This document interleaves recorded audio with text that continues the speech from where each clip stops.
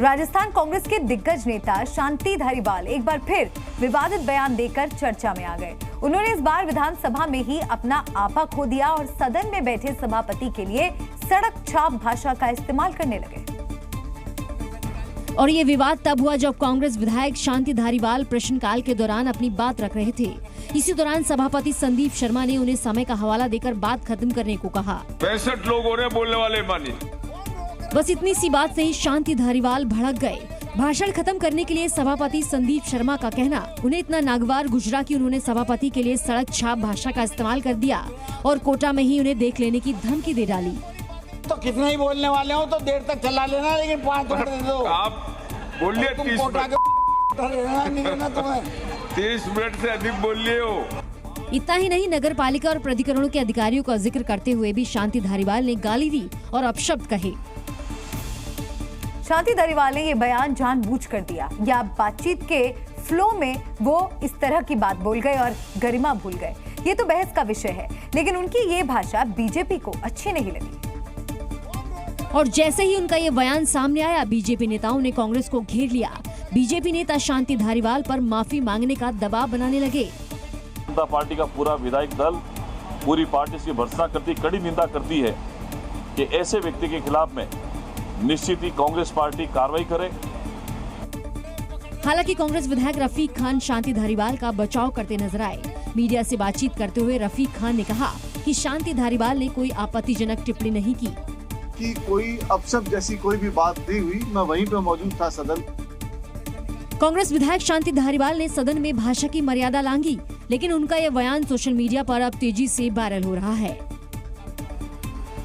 UP में लोकसभा चुनाव में बीजेपी के खराब प्रदर्शन के बाद मुख्यमंत्री बदलने की खबरों पर फिलहाल विराम लग गया। सूत्रों के मुताबिक पार्टी आलाकमान ने साफ कर दिया कि यूपी में नेतृत्व परिवर्तन नहीं होगा, यानी योगी आदित्यनाथ यूपी के मुख्यमंत्री बने रहेंगे। सूत्रों के मुताबिक यूपी में मुख्यमंत्री को लेकर कोई बदलाव नहीं होने वाला।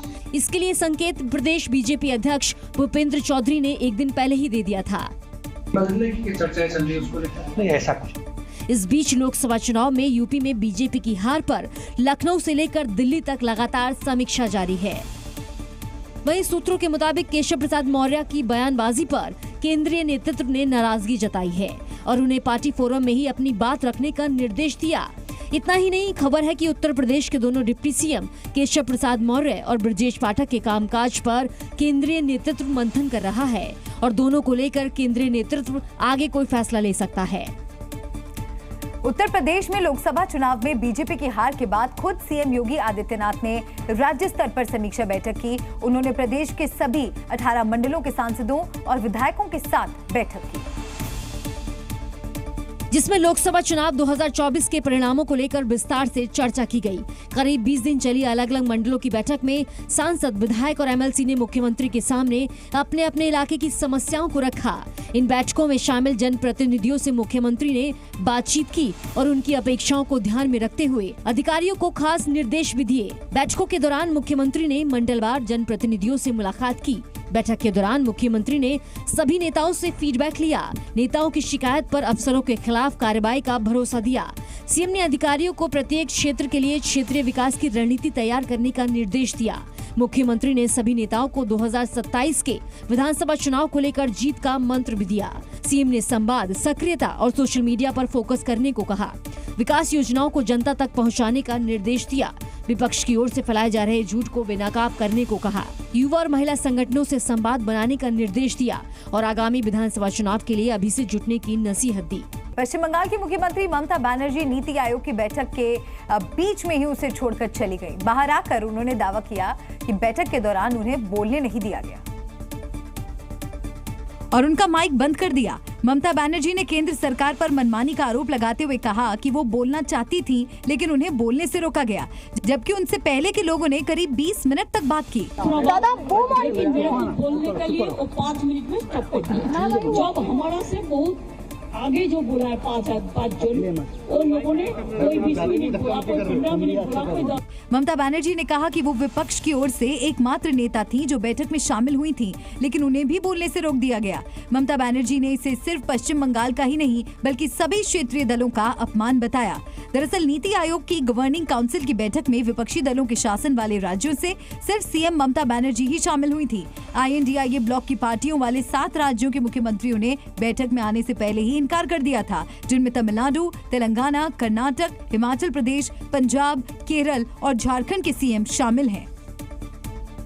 नीति आयोग की 9वीं गवर्निंग काउंसिल की बैठक छोड़कर ममता बनर्जी के बाहर निकलते ही इस पर सियासत शुरू हो गई। बीजेपी ने इसके लिए ममता समेत INDIA गठबंधन में शामिल तमाम पार्टियों को आड़े हाथों लिया। बीजेपी ने ममता बनर्जी के बाइक बंद करने के आरोपों को झूठा बताया। पार्टी ने कहा कि विपक्ष के नेता लोकसभा चुनावों में मिली हार को पचा नहीं पा रहे हैं। But these parties, because they are not able to digest the mandate of the people, they are crying foul. तो वहीं टीएमसी ने नीति आयोग की बैठक के दौरान एक मुख्यमंत्री को बोलने से रोकने की घटना को लोकतंत्र का अपमान बताया। जब आधार बीजेपी रूल स्टेट का चीफ मिनिस्टर को ज्यादा टाइम मिल रहा था, ममता बनर्जी जी को सिर्फ 5 मिनट को बोलने का मौका दिया गया, उसके बाद उसका माइक ऑफ कर दिया गया। इससे ज्यादा ह्यूमिलिएशन और कुछ नहीं हो सकता है। इस मामले में कांग्रेस की भी प्रतिक्रिया सामने आई और इसके लिए बीजेपी को घेरा। इतने बड़े राज्य के मुख्यमंत्री 3-3, 4-4 बार के मुख्यमंत्री केंद्रीय मंत्री रही हैं, उसको भी बोलने नहीं दिया गया है। इसका मतलब ये तो प्रजातंत्र की हत्या है।